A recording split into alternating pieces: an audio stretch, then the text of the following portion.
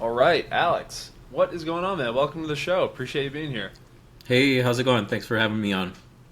You are one of those people that I've seen online for a few years. I feel like I have a few of these people. We probably have two or three hundred mutual friends and hang out in a lot of the same circles online, but had just never had a conversation in person. And having a podcast seems to be an easy way to kind of break that barrier when people are busy and just ask some questions. So, if you wouldn't mind, Alex, could you just kick off with who you are, what you do, maybe where you live, where your properties are, and then we'll jump in a lot deeper after that. Sure. Alex Sabio. I live here in Southern California.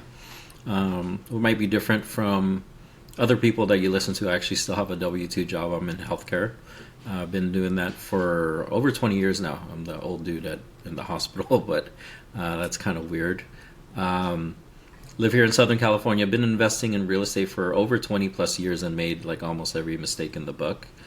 Started the long term rental route, went into short term rentals. And so my short term rentals got into that in 2020. 4 years now. It seems like it was yesterday, but that came and went. And I started in the Smokies, almost like everyone else, it seems like.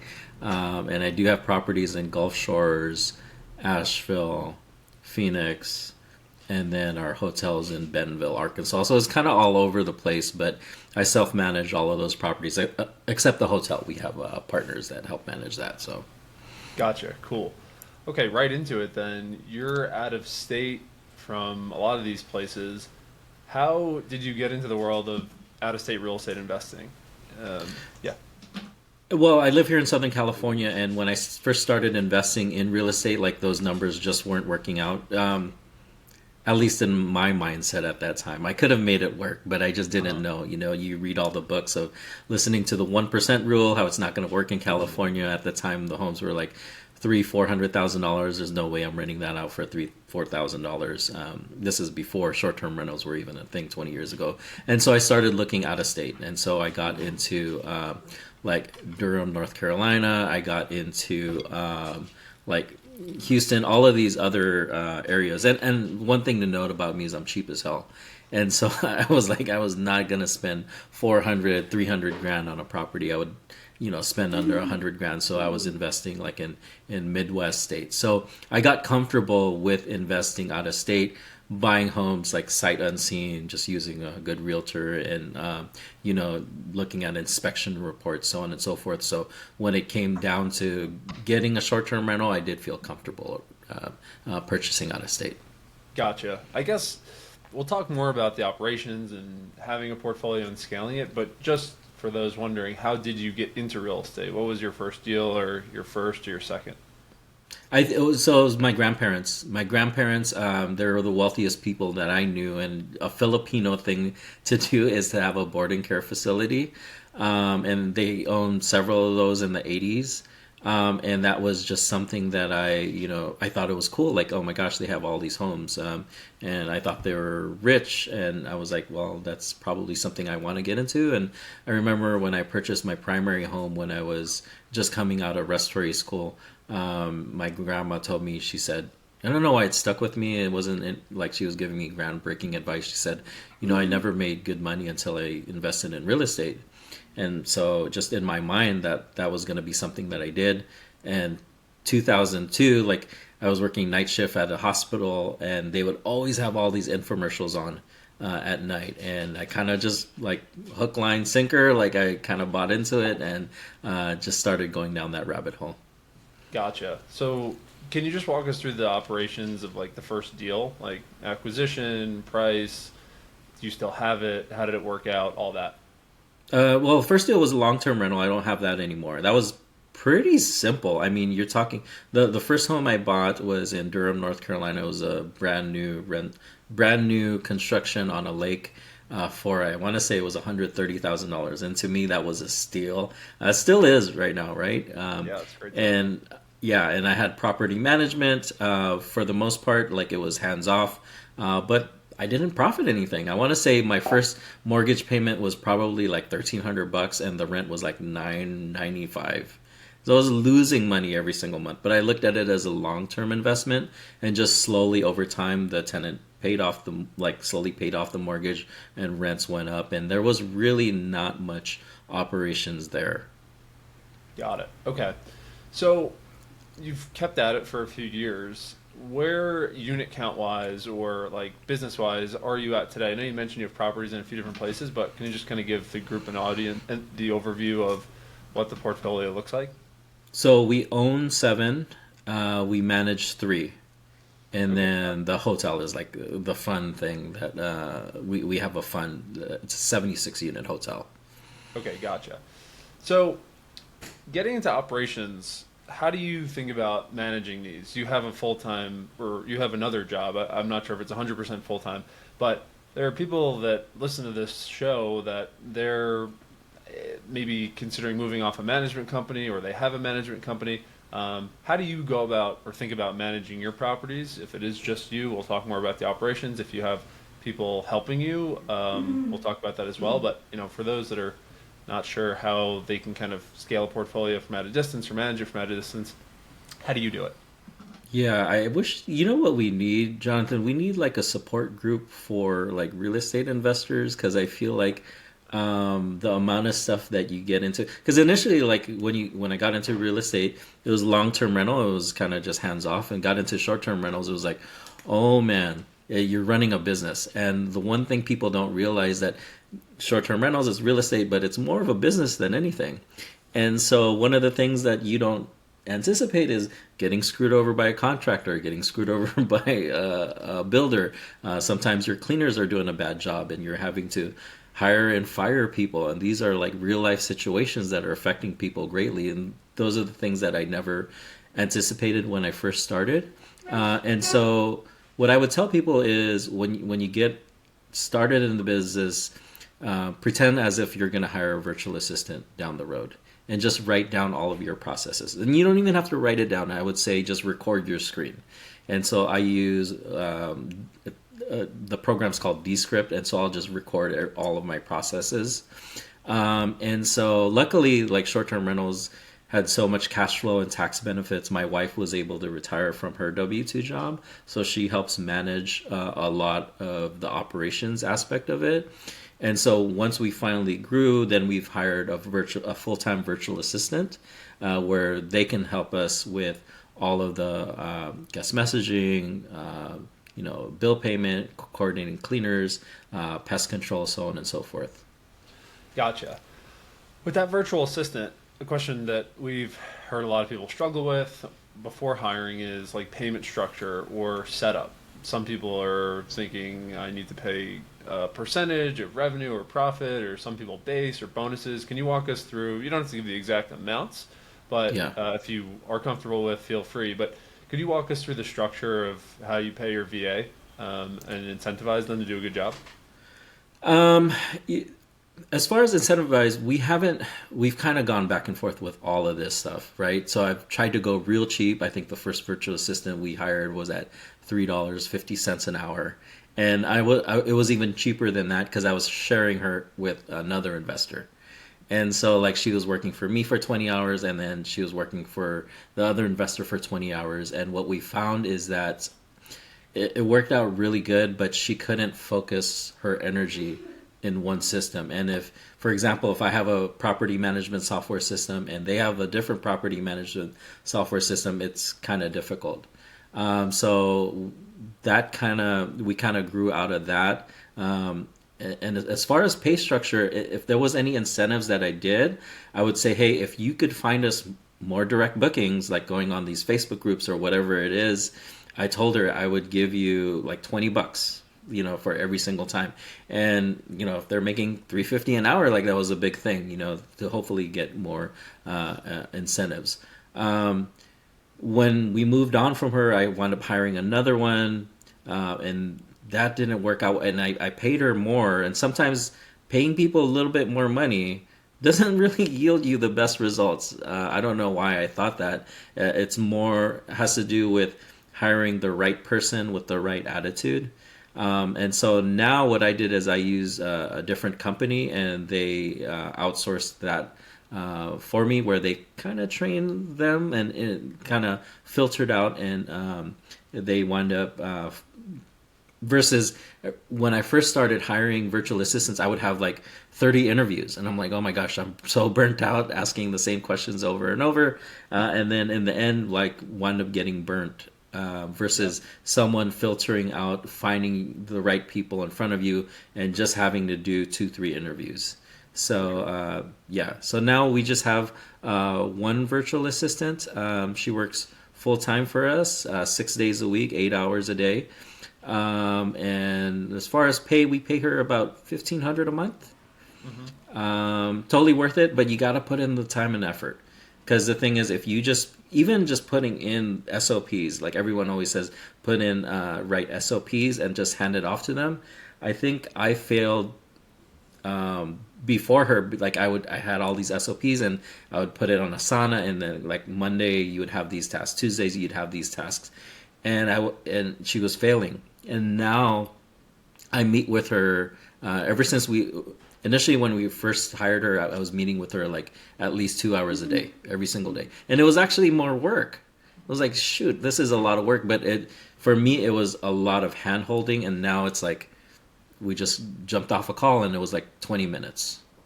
For sure. So we try to meet up at least once a day, hopefully eventually start weaning it off just when they become more independent.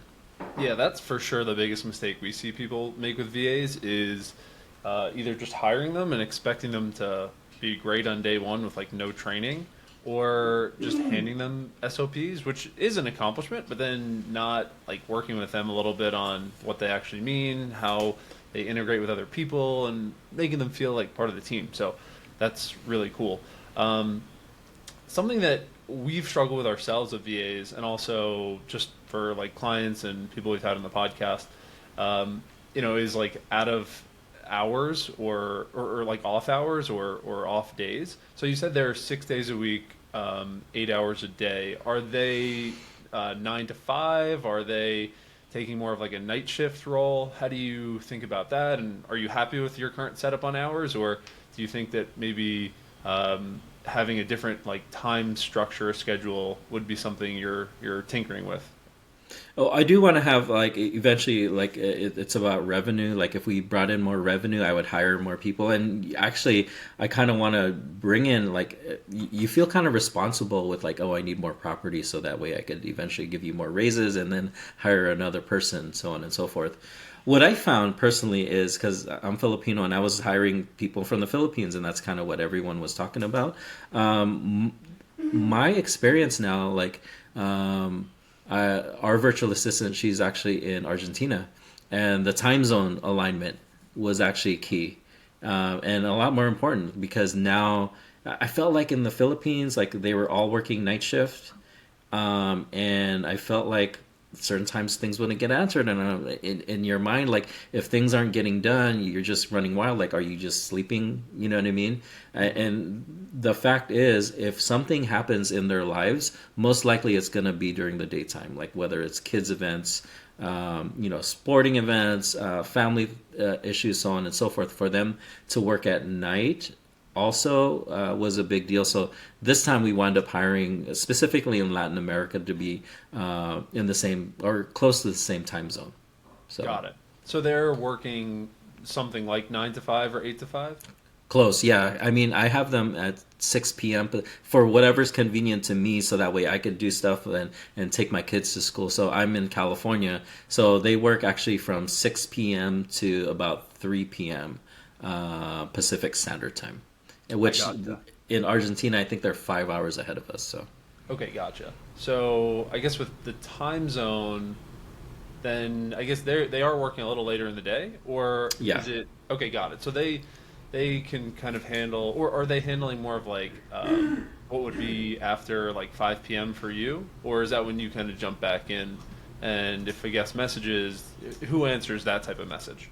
So we jump in and answer that. If it's like a low priority, I tend to leave it for them to come back and answer. To be honest with you, like she'll kind of still be on her phone, and we'll message them, and I'll have to let her know, like, I'm trying to give you your space and time. So a lot of them will be very dedicated to you, especially if when they start getting confident, they're like, oh, I'll just answer this right away. Yeah, for sure. Especially a lot of the stuff, if they don't need to be on a computer, if they're just off hours and laying down or whatever, or just hanging out, and they can knock it out on their phone.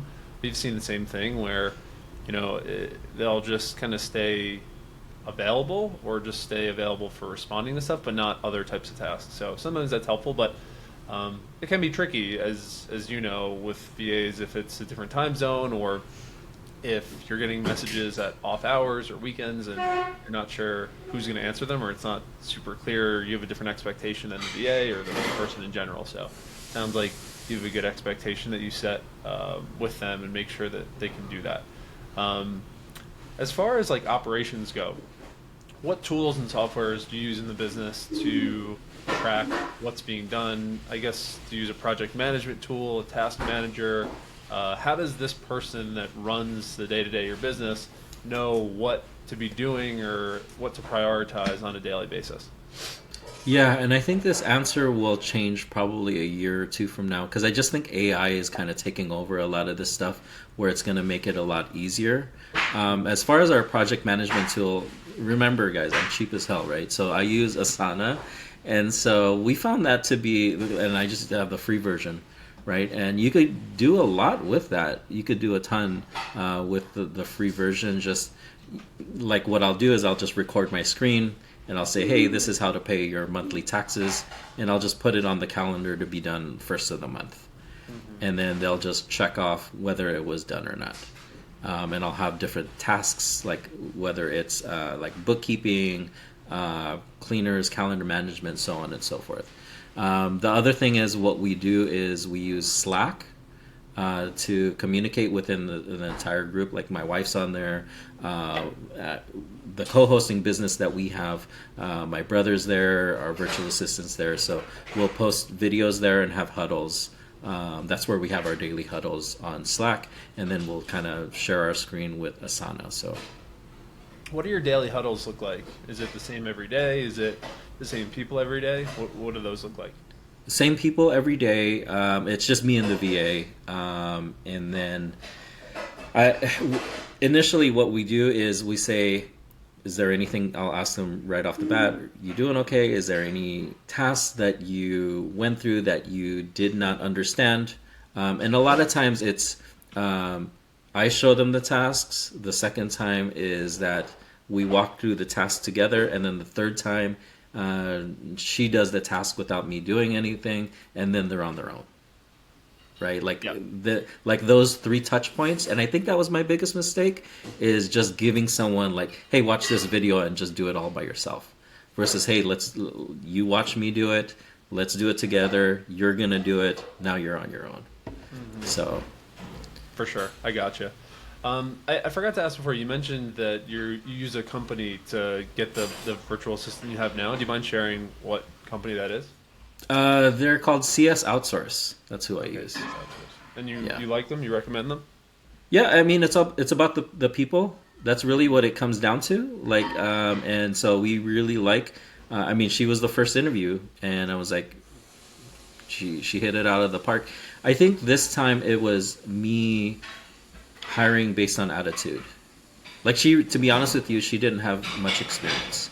And versus initially, I watched all these gurus online. They said, oh my God, for me to hire a virtual assistant, they had to be a case manager, level 2 case manager on Airbnb. They've had to use OwnerRes. They had to use Price Labs. And I put all of these candidates in this one narrow box. Like, and I would have like 250 candidates, and I probably eliminated half the people who were really good people. And then, like, the pool of candidates that I had, there were like maybe 2 or 3 people, and they probably weren't the right fit with attitude. And so now I hire based on the attitude. Totally agree with you on that. And just people in general. Yeah, I mean, you could teach people certain things, but if people aren't the right, like, values fit or attitude fit, it's just insane. What is the I guess, next steps or like phase of your business? Is the plan to improve operations? Is the plan to acquire more property? Where do you kind of see the current landscape of things? That's a really good question, Jonathan, because like I kind of go back and forth with it, and a lot of it is at a certain point, what do you want to do and what do you value? Do you really need to keep growing? Is that important to you in your life? I am at a point where I'm okay where I'm at.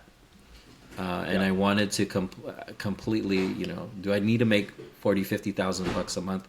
That'd be great, to be honest with you, but do I need the headache? What I'm learning is no.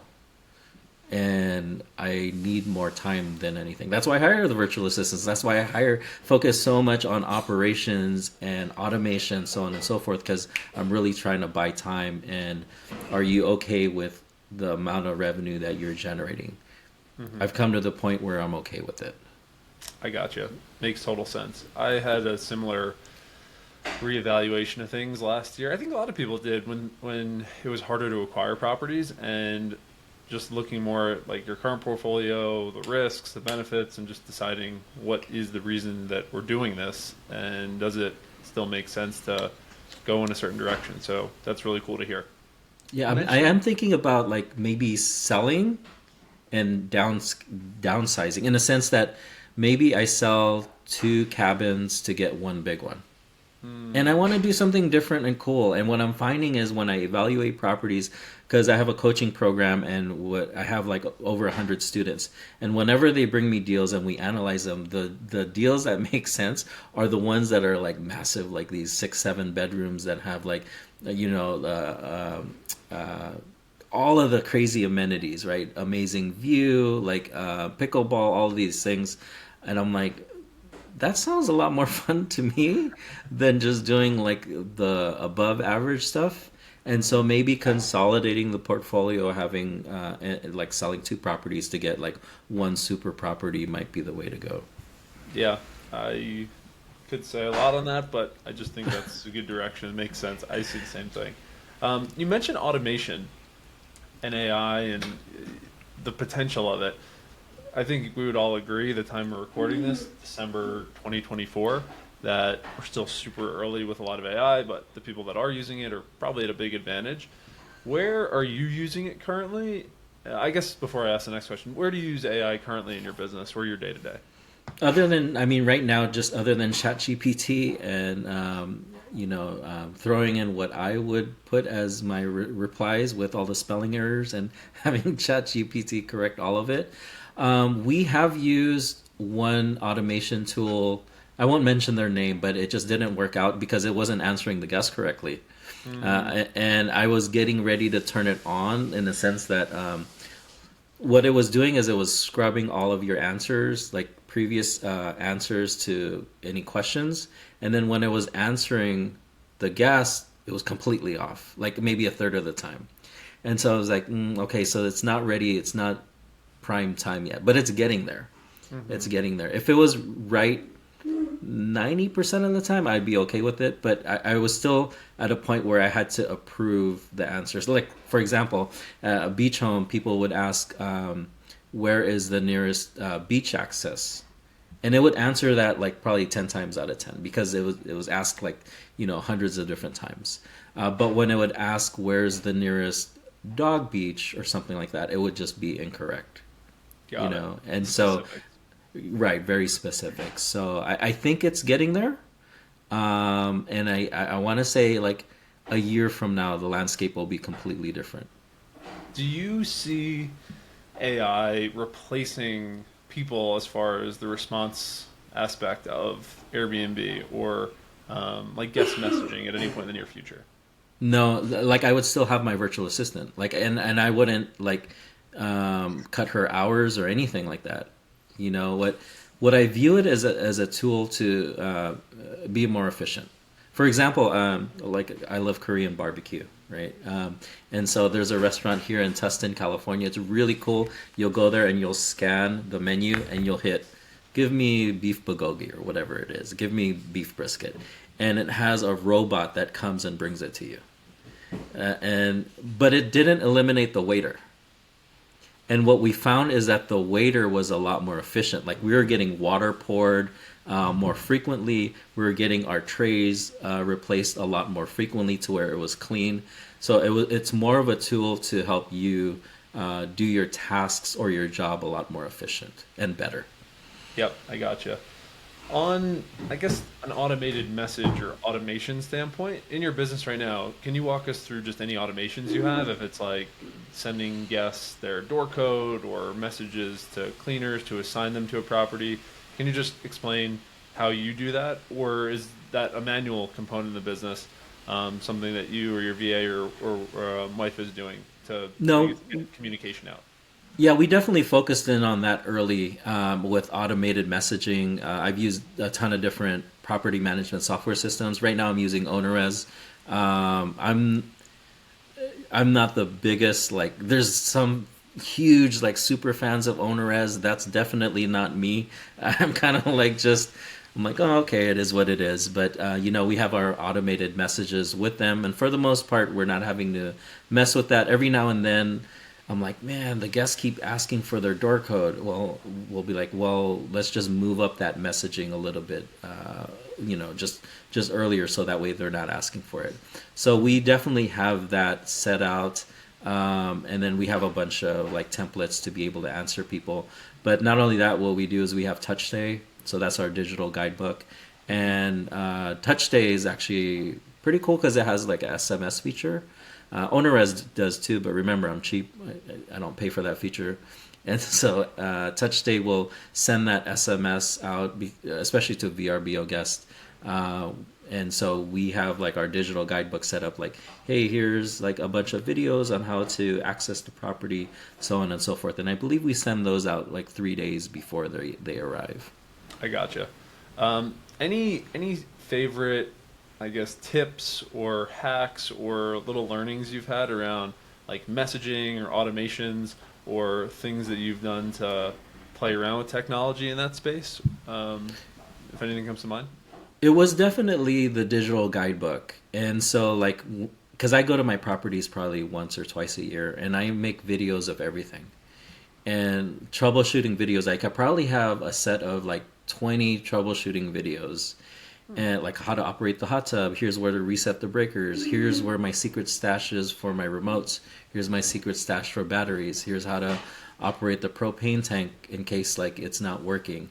And what we find is that videos of me at the property, like showing you exactly how to do it, is way more impactful than sending them the video from the manufacturer or just a generic video.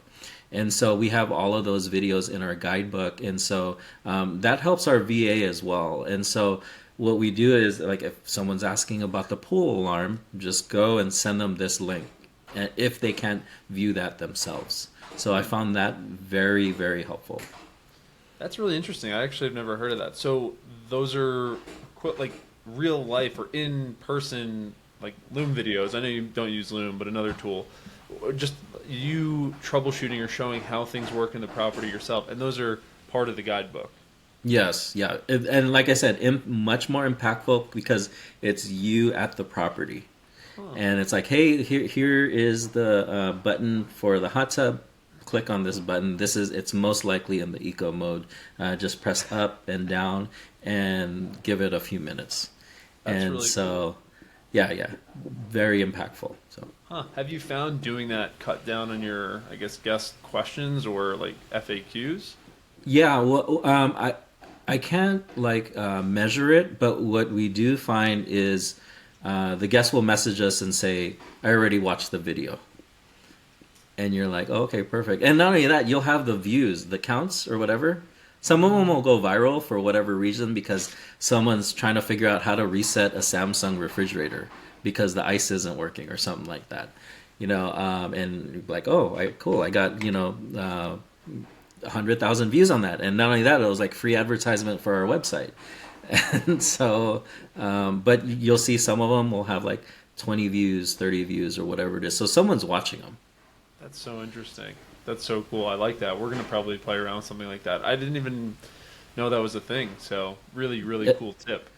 Especially if there's areas like with me, I'm obsessed with, if a guest asked it once, It's a one-off thing. But if they asked it a question twice, that's my fault. Like I have to figure out a way to get it to where they're never going to ask that question again. So maybe having a QR code right next to the sauna, because most people don't know how to operate a sauna.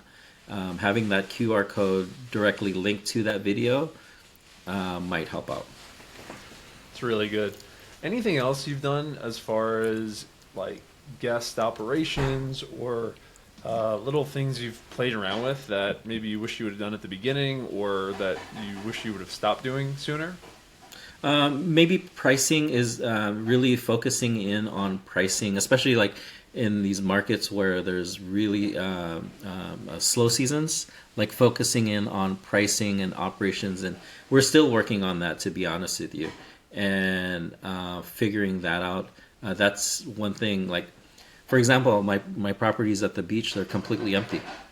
And I'm like, dang it, we kind of missed the shoulder season here to get someone in there. So that's something we're working on with operations, is really honing in on our pricing structure. Got it. I know it's market specific or sometimes property specific. Do you guys play around at all with anything direct bookings or following up with past guests, or does your traffic come mostly from Airbnb, Vrbo, Furnish Finder? Mostly those sources, to be honest with you. We probably get 1 or 2% direct bookings. So a couple of things that I do is in the description, like for example, our brand is at Tanya's Cabin. That's my wife's name. And we'll say in the description, at Tanya's Cabin, we take cleanliness seriously or something like that. And so if someone is savvy enough, they will find that, like at Tanya's Cabin. Or what we do is we have, we use StayFi as well, to where people can log on to the internet and they'll submit their email. I submit, like, I send hundreds of emails out there, and I don't know if it's just my messaging is wrong right now, but like I said, I'm trying to grow that out, but I'm getting like 1 or 2%. The other tip I had, I have gotten a few bookings from this, is in the beach market. I hooked up, and it's free to do. I won't say the market because now all of a sudden everyone's going to do it, but I have over like 25,000 emails from people that are inquiring.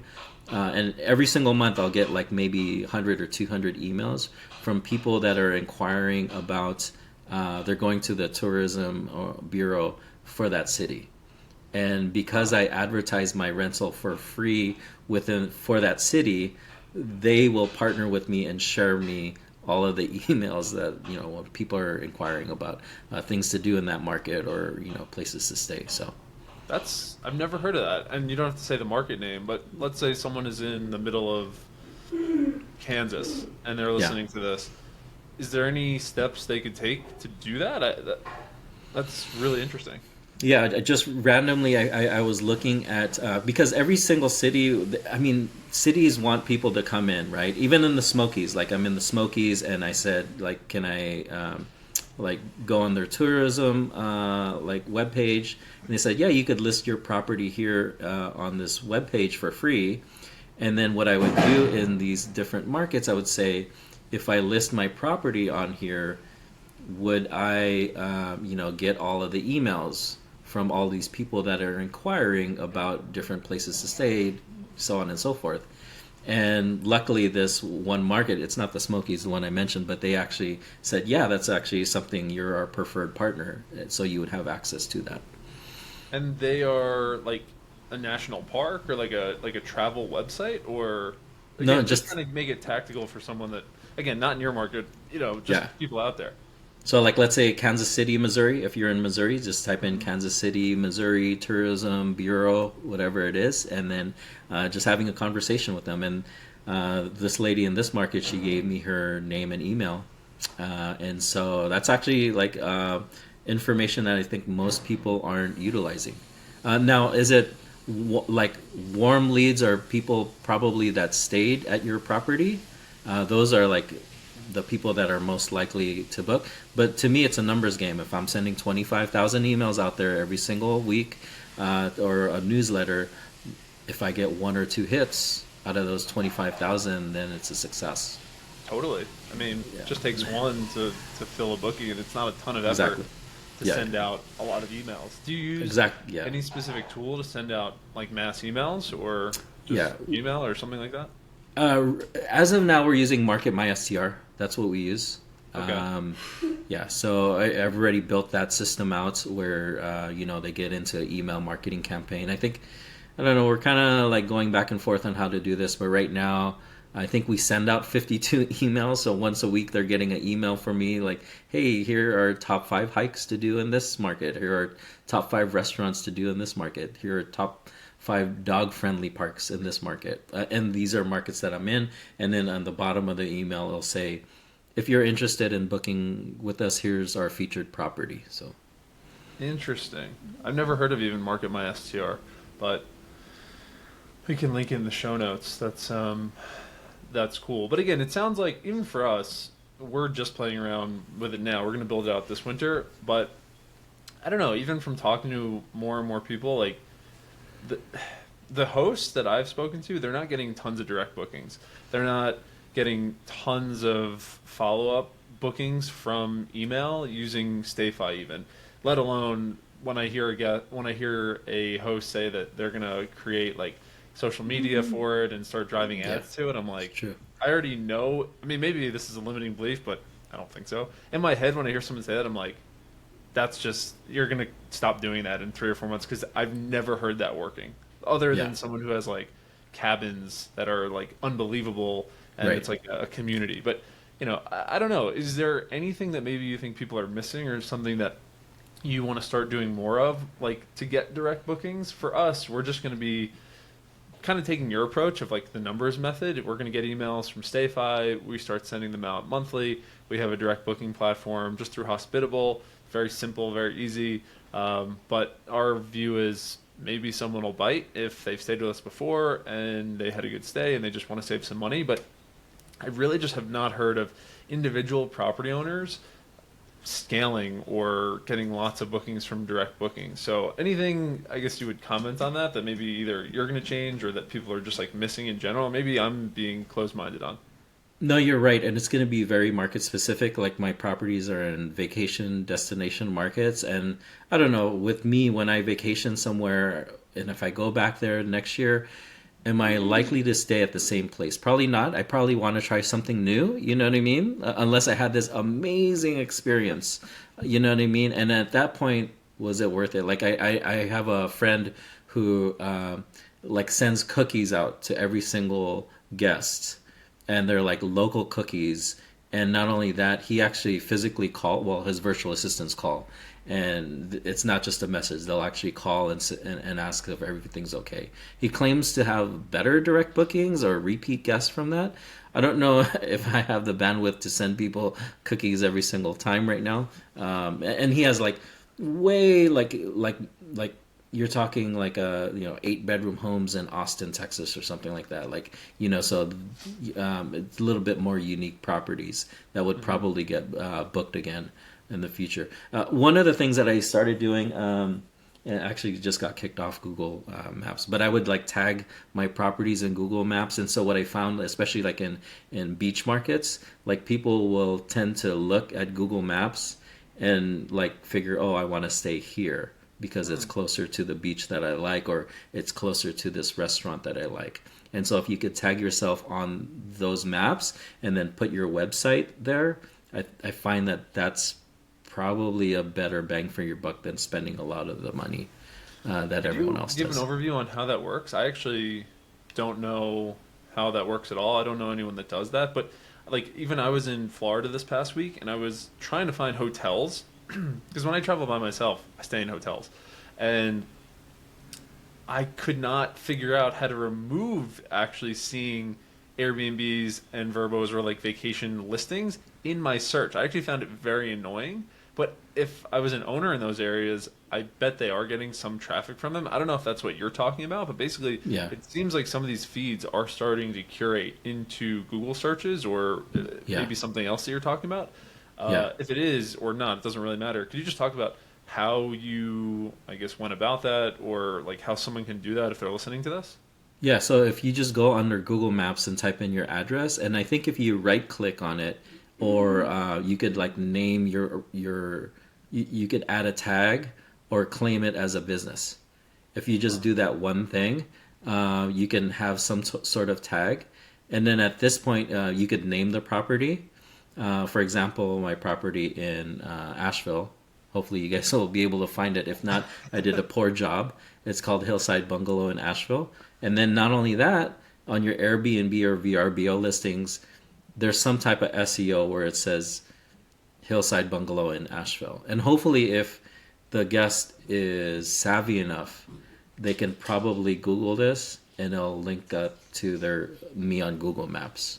And if they click on that on Google Maps, hopefully it shows up on my website. So, That's interesting. I've never heard anyone talk about that. Is there someone that has helped you learn about this? Again, it doesn't. I just want to set expectations for the audience. It doesn't sound like this is a big driver for your business, 1 to 2%. But yeah. If someone is out there listening and thinking, I want to do the 80-20 of direct bookings, to do the least work and maybe get 1 or 2 extra bookings a year, like just get something that you wouldn't have gotten. Are there any favorite resources or I guess places that you've dug into with this stuff?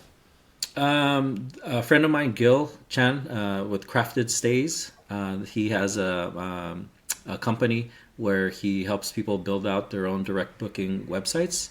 So he talks a lot about SEO, and so he has a pretty plug and play, like if you were using Hospitable or OwnerRez, they're partners. And so, it will link up. Sorry, I'm going to switch this up here. Can you hear me still? Yeah, all good. My AirPods went out. Oh, there we go. Sorry about that. But yeah, he's a really good resource, and he talks a lot about SEO, getting your place to be one of the first things that are searched in Google if they're looking up something specific. Like sometimes I'll do that on my Airbnb photos. I'll edit the photos and put @Tanya's Cabin. Like if there's a mural anywhere nearby or something like that, I'll put @Tanya's Cabin to where hopefully someone is savvy enough to find us on Instagram or find us just Googling that. So I gotcha. He's not the one with the cookies, is he? No, he's not. He's All not. right, might need to get these names for some follow-up guests. That's cool. I guess just the last thing, we covered a lot of topics, and this has been really cool just to dig into some things I've never heard of. But for people that want to check you out, learn more, you mentioned you also do coaching. Could you tell us about your coaching? Who is your ideal avatar for coaching, and what your program looks like? Yeah, it was kind of weird.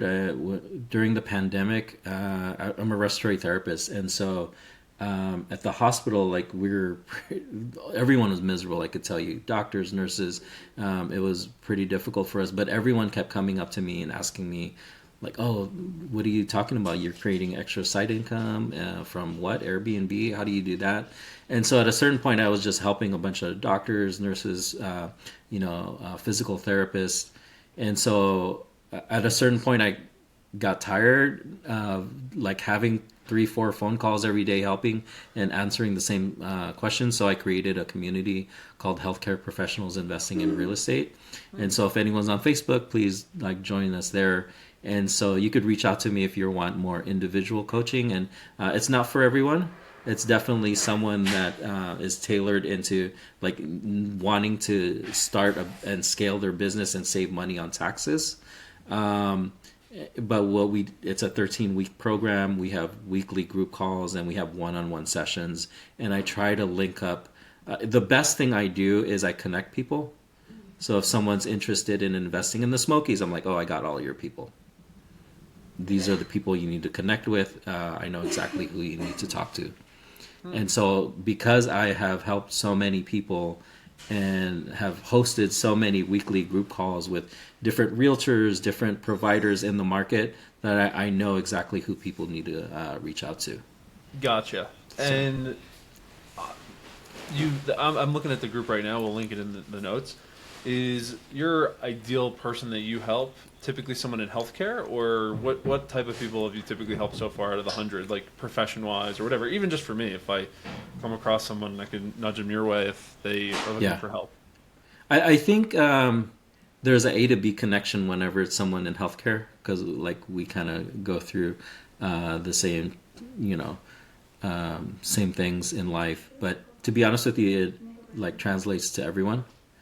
It's just I know a lot of physicians cutting out $20,000 to $25,000 checks every 3 months to Uncle Sam, and I'm like, well, what if it was zero? And so that resonates to them very easily. I'm like, I'd much rather have you spend $80,000 to $100,000 on a down payment to a home, and that could generate you some cash flow versus paying it out in taxes. Yep. And so it resonates very well with them. But that message goes to anyone that's generating good income or not generating any income, and they're like making $20,000-$30,000 a year, wanting to get into short-term rentals. I could point them in the right direction as well. So Cool.